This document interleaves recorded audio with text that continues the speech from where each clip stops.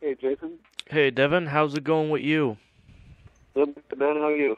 Very good with me. So, you're going on tour, or are you already on tour right now?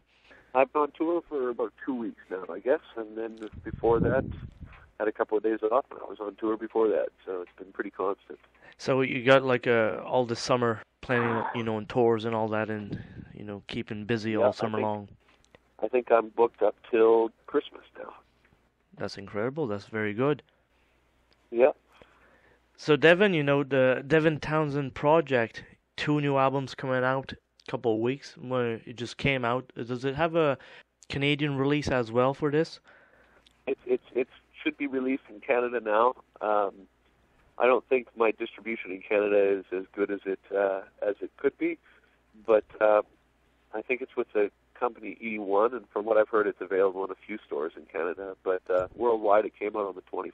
Would you say there's two differences in these albums? Because I've heard some differences. Like one has a lot of guests playing on it, and Ghost, is it mostly you playing on it?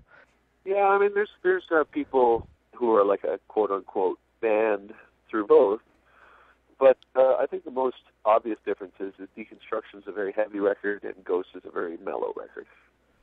How did you pick up the personnel, to do Deconstruction?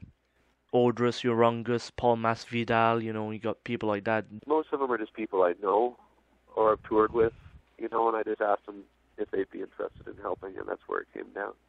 For the effects on this album, Deconstruction, did you go into experiment mode to get more effects and different amplifiers on this?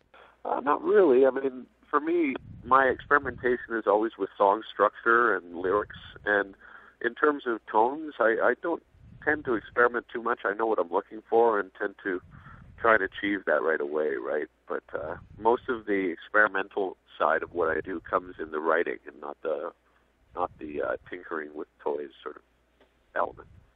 Now, what type of amps are used on this album?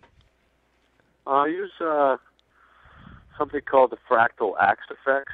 It's a digital guitar amplifier system that's really hmm cool. The vision in recording Ghosts. What was your vision in doing this, and also the album cover? I wanted to make something. I've got a very keen attachment to nature. I love nature, and I wanted to make a record that was soft and kind of represented my environment in British Columbia, and try and make something that I think, after listening to Deconstruction, would be very calming, right? And artwork as well. I wanted to, because I'm so connected to nature, I wanted to make the artwork, nature, right? I wanted to make a record with Ghost that was almost like a new age sort of soft rock sort of sound that counters Deconstruction, which is very avant-garde, stream of conscious, sort of almost black metal, death metal sort of orchestral thing, right? And also, you got like alternative covers to it as well, Yeah, that's right.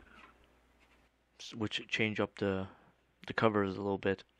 Yeah, there's not two definite covers, but there's a slipcase for each. Okay.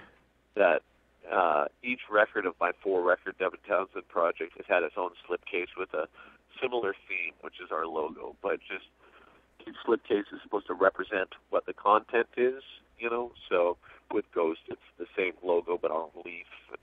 Deconstruction is like a machine, and Addicted is kind of crayons and blood, and Key is sort of old-fashioned looking, right? And also, Devin, when you're on the road there for this summer, the set list, let's say you're going to be using, what would you say it's going to be mostly? Is it going to be concentrating on the new stuff?